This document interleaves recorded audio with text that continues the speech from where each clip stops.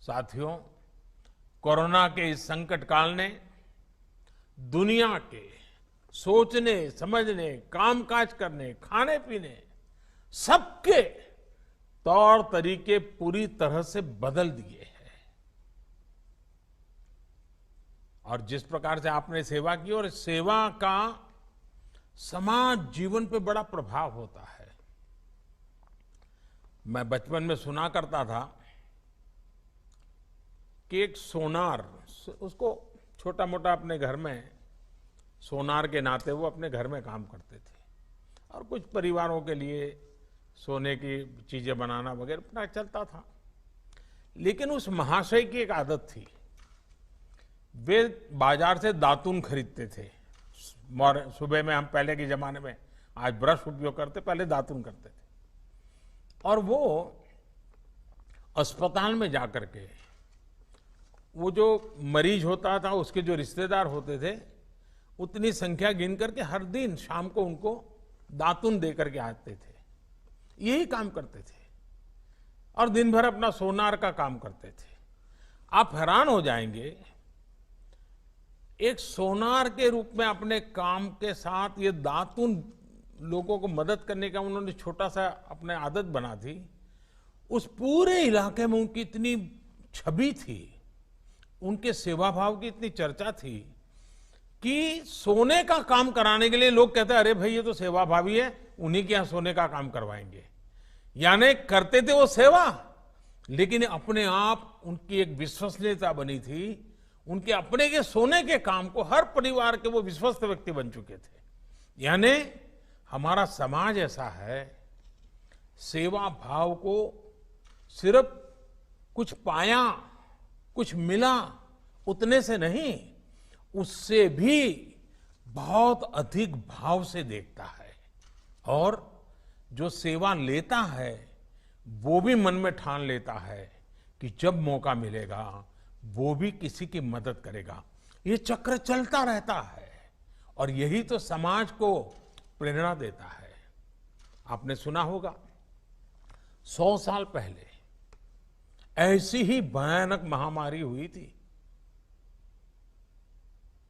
अब 100 साल के बाद ये हुई है और कहते हैं कि तब भारत में इतनी जनसंख्या नहीं थी, कम लोग थे, लेकिन उस समय भी उस महामारी में दुनिया में जो सबसे ज्यादा लोग मर गए उनमें से हमारा हिंदुस्तान भी था।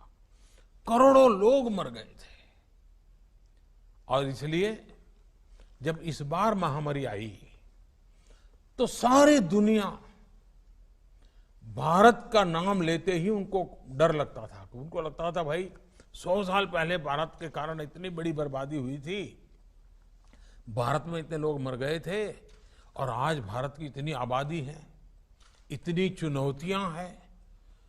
बड़े बड़े एक्सपर्ट ये कह रहे थे और भारत पर सवाल खड़ा करने लगे थे कि इस बार भी हालत बिगड़ जाएगा। लेकिन क्या स्थिति बने, आपने देखा होगा 23-24 करोड़ की आबादी वाले हमारा उत्तर प्रदेश, और उसके लिए तो लोगों को ढेर सारी कुशंकाएं भी थी कि ये कैसे बचेगा। कोई कहता था कि यूपी में गरीबी बहुत है, यहां बाहर काम करने गए श्रमिक कामगार साथी बहुत है, वो 2 गज की दूरी का पालन कैसे कर पाएंगे, वो कोरोना से नहीं तो भूख से मर जाएंगे।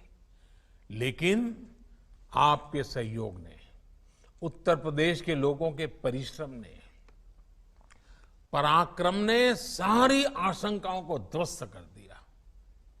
साथियों, ब्राजील जैसे बड़े देश में जिसकी आबादी करीब 24 करोड़ है, वहां यानी उत्तर प्रदेश जितना ही बड़ा है, वहां कोरोना से 65,000 से ज्यादा लोगों की दुखद मृत्यु हुई है। 65,000। लेकिन उतनी ही आबादी वाले हमारे यूपी में करीब करीब 800 लोगों की मृत्यु कोरोना से हुई है। यानी यूपी में कोरोना से हजारों जिंदगियां जिसकी मरने की संभावना दिखाई जाती थी, उसको बचाई गई है, बचा लिया गया है। आज स्थिति ये है कि उत्तर प्रदेश ने न सिर्फ संक्रमण की गति को काबू में किया हुआ है, बल्कि जिन्हें कोरोना हुआ है वो भी तेजी से रिकवर हो रहे, ठीक हो रहे हैं। और इसकी बहुत बड़ी वजह आप जैसे अनेक महानुभावों की जागरूकता, सेवा भाव, सक्रियता, आप जैसे सामाजिक, धार्मिक और परोपकारी संगठनों का ये जो सेवा भाव है, आपका ये जो संकल्प है, आपके संस्कार है, जिसने इस कठिन समय से कठिन दौर में समाज के हर व्यक्ति को कोरोना के खिलाफ लड़ाई लड़ने की ताकत दी है, बहुत बड़ी मदद की है।